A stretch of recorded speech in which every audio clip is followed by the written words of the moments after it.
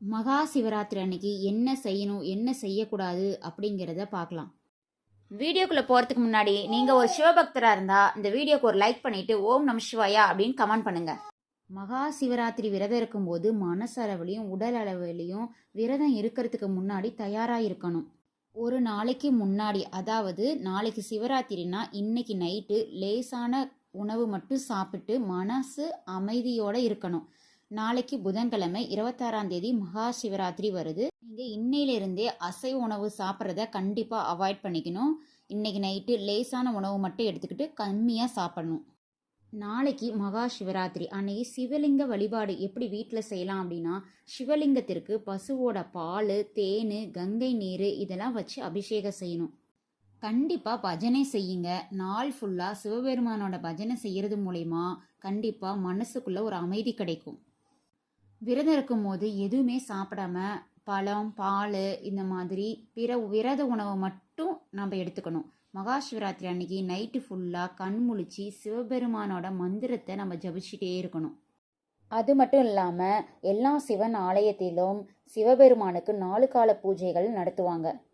அதில் 3வது கால பூஜையில் மட்டும் நாம் கண் விழித்து அந்த பூஜையில் கலந்துக்கிட்டோம் அப்படின்னா சிவபெருமான் எல்லா விதமான நன்மைகளும் நமக்கு செய்வார். சிவராத்திரி அன்னைக்கு கண்டிப்பாக இந்த ஒரு பொருளை வச்சு பூஜை பண்ணுங்க. வில்வ இலை இருக்குல்ல, அது கண்டிப்பாக வச்சு பூஜை பண்ணுங்க. அது ரொம்ப ரொம்ப சிவனுக்கு பிடிச்ச விஷயம்.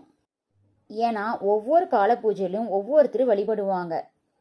முதல் காலத்தில் யார் வழிபாடு பண்ணதுன்னா பிரம்மதேவர். 2ஆம் காலத்தில் விஷ்ணு வழிபாடு பண்ணியிருப்பார். 3வது காலத்தில் அம்பிகை வழிபாடு செய்வாங்க. இந்த 3வது காலத்தில் தான் சிவபெருமான் நெருப்பு வடிவத்தில் லிங்கோத்பவராக எழுந்தருளியிருப்பார். இந்த 3வது காலத்தை லிங்கோத்பவ காலம்னு சொல்லுவாங்க.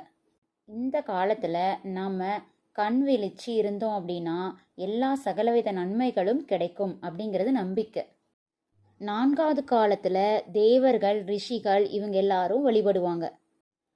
அடுத்ததாக என்ன பார்க்கலான்னா, மகா சிவராத்திரி அன்னைக்கு நம்ம என்ன செய்யக்கூடாது அப்படிங்கிறத பார்க்கலாம்.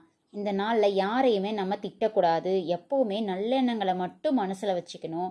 இந்த விரதம் இருக்கும்போது அசைவ உணவு கண்டிப்பாக எடுத்துக்கக்கூடாது. சைவ உணவு அப்புறம் விரத உணவு மட்டும்தான் நம்ம எடுத்துக்கணும்.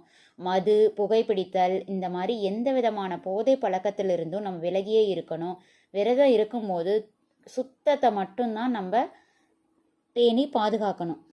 இந்த மாதிரி நீங்களும் எளிய முறையில் மகா சிவராத்திரி அன்னைக்கு நாளைக்கு விரதம் இருந்து பாருங்கள். உங்களுக்கும் நல்லது நடக்கும்.